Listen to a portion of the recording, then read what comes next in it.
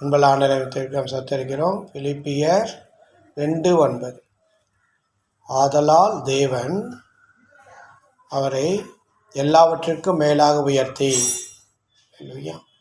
ஆதலால் தேவன் அவரை எல்லாவற்றிற்கும் மேலாக உயர்த்தி. எப்போ உயர்த்தினார்? ஆண்டவராகிய இயேசு கிறிஸ்து நாமம் எப்போ உயர்த்தப்பட்டுச்சு? இந்த உலகத்தில் உள்ள முழங்கால் யாவும் அவருடைய நாமத்துக்கு முன்பாக முடங்கும் சொன்னார்.